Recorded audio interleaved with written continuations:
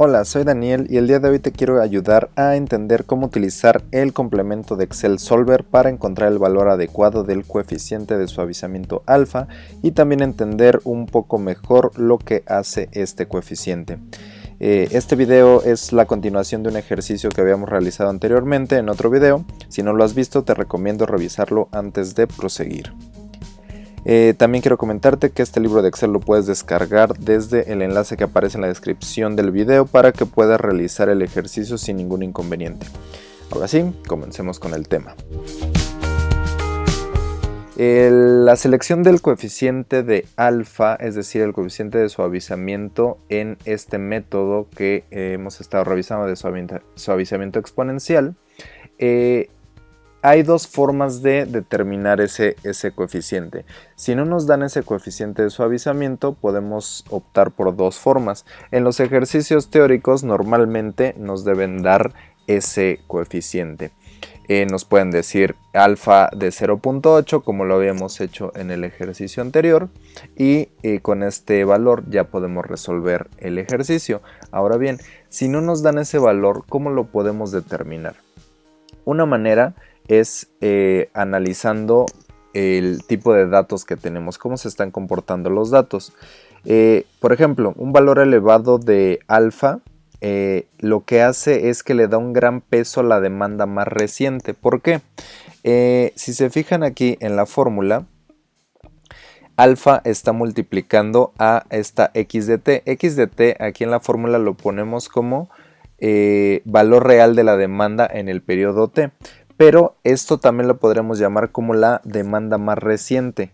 Y como está multiplicando por un valor alto de alfa, como 0.7, 0.8, 0.9, es decir, un valor cercano a 1, le está dando un mayor peso a este xt y por lo tanto un menor peso a s de t, ¿sí? Entonces, con un valor grande de alfa, como mencionamos, 0.7 a 0.9, sería lo más adecuado para determinar el pronóstico de nuevos productos o de los cuales no tenemos muchos datos, o para casos en donde la demanda subyacente está en proceso de cambio, es decir, es dinámica o inestable. Por el contrario, si la demanda es muy estable y se piensa que puede ser representativa del futuro, podríamos optar por un valor de alfa pequeño, como por ejemplo 0.1, 0.2, 0.3, esto para disminuir cualquier ruido que hubiera podido presentarse de forma súbita en nuestros datos, ya que de esta manera el pronóstico no va a reaccionar de manera drástica a las demandas más recientes, ¿sí? Eso lo podemos ver si aquí en la gráfica, por ejemplo, yo tengo un valor de 0.8 de alfa y si le pongo valores más bajos de alfa, por ejemplo 0.1, vean lo que pasa en la gráfica. Esta gráfica va a ser más plana, no va a seguir tanto el comportamiento de la demanda, es decir, trata de darle un menor peso o le da un menor peso a los datos más recientes y entonces no trata de seguirlos tan a detalle como lo hace un valor alto de alfa, como por ejemplo 0.9. El 0.9 lo que hace es trata de seguir el comportamiento de la variable que estoy analizando, en este caso la demanda, y aunque está desfasado un periodo hacia adelante, pero si se fijan es un comportamiento muy similar en la gráfica al que tiene la demanda, en este caso de color azul la demanda y el pronóstico en color naranja. Ahora, si la demanda es ligeramente inestable, podemos utilizar valores intermedios de alfa, como por ejemplo 0.4, 0.5, 0.6. ¿Ok?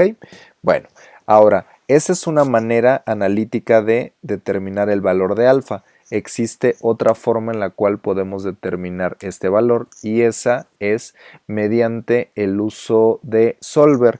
En el ejercicio anterior habíamos hecho una iteración del valor de alfa para ir reduciendo la desviación absoluta media. Esa es otra manera de elegir, bueno, cuál es el alfa que más nos conviene utilizar según los errores del pronóstico que vamos teniendo.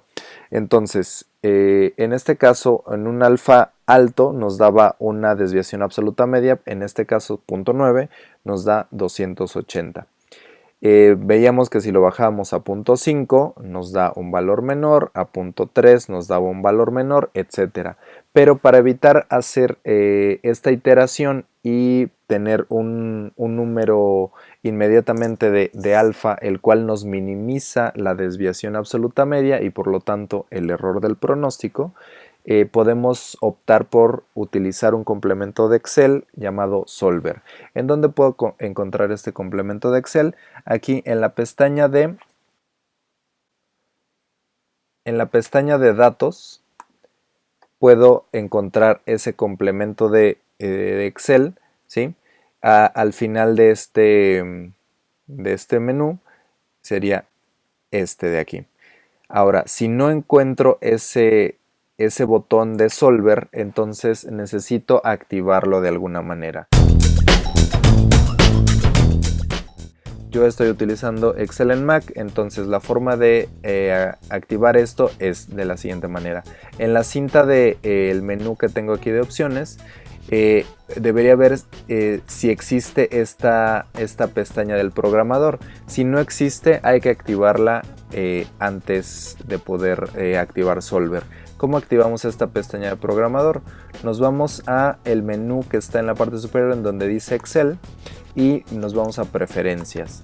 Una vez estando en preferencias, le podemos dar en el menú de creación ver, y en esta parte hasta la parte inferior vamos a encontrar dice en la cinta mostrar pestaña de programador. Probablemente tú la tengas desactivada y lo único que tienes que hacer es darle clic para activar esa pestaña de programador. Una vez que hemos activado esa opción, podemos cerrar esta ventana y entonces nos aparecerá aquí en los menús hasta el final la pestaña en la cinta de programador. Una vez que tenemos activo esto, entonces nos vamos a complementos de Excel, ¿sí? Y en complementos de Excel nos debe de aparecer una de las opciones, probablemente esta la tengas desactivada, ¿sí? Y lo único que hay que hacer es activar esa casilla de verificación de Solver Add-in, ¿sí? Le ponemos a aceptar y entonces así ya te debe de aparecer en el menú de datos hasta el final este icono de Solver. En Windows hay una manera más sencilla de hacerlo. La manera de hacerlo es el siguiente. Estando en el menú de datos, podemos ver del lado derecho que no aparece el icono de Solver. Entonces vamos a ir al menú archivo y en la parte inferior, en la parte donde dice opciones, nos abre este cuadro de diálogo. Vamos en donde dice complementos, le damos clic ahí y nos vamos a la parte de abajo donde dice ir, le damos clic y nos aparece esta ventana. Vamos a activar la casilla de verificación que dice Solver, le ponemos a aceptar y después de un momento nos debe de aparecer del lado derecho ya el icono de Solver. Muy bien, una vez que hemos activado esta opción de Solver, vamos a ver qué es lo que tenemos que hacer para poder resolver la situación de la constante de suavizamiento. Entonces vamos a seleccionar Solver, ¿sí? Y nos va a abrir este menú, esta ventana, este cuadro de diálogo, en donde nosotros podemos introducir los datos necesarios para resolver lo que llamaremos un programa lineal. Entonces, lo primero que tenemos que introducir es la función objetivo. Nos pide establecer el objetivo. ¿Cuál va a ser el objetivo de este programa que estamos haciendo? Lo que queremos es minimizar la desviación absoluta media, es decir, minimizar el error. Queremos que este valor sea el mínimo cambiando este valor de alfa.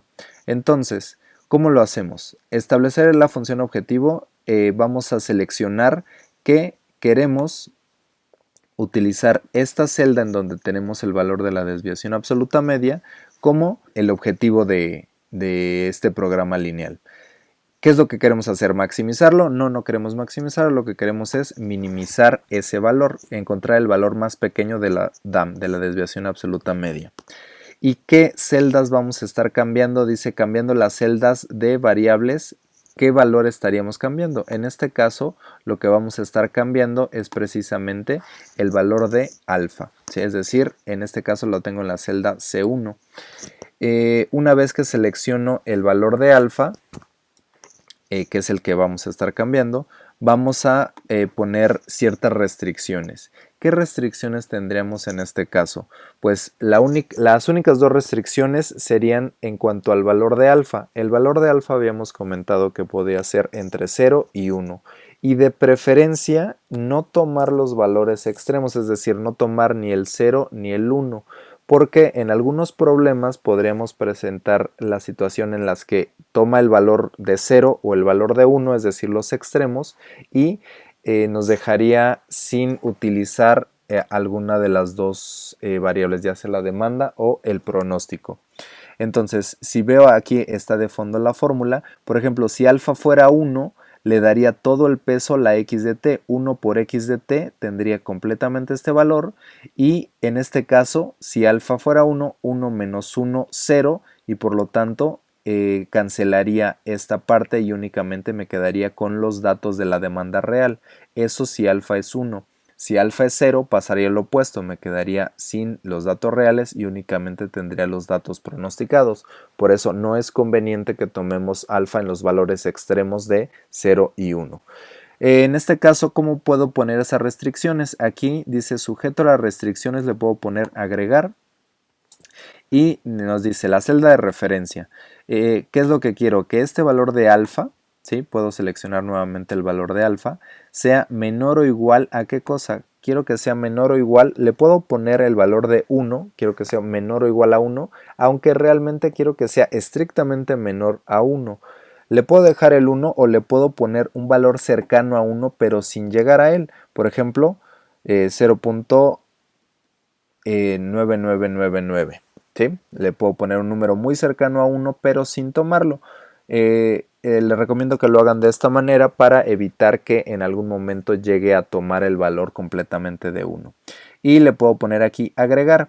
Va a agregar esa restricción y le voy a poner la siguiente restricción, que es que nuevamente pongo el valor de alfa. En este caso ahora voy a cambiar el símbolo de la desigualdad, que sea mayor o igual a 0. Le podría poner 0, pero para evitar que utilice el 0 como un valor extremo, le puedo poner un valor cercano a 0 pero sin tomarlo. Por ejemplo, 0.00001, ¿sí? Es decir, un valor muy pequeño pero sin ser 0.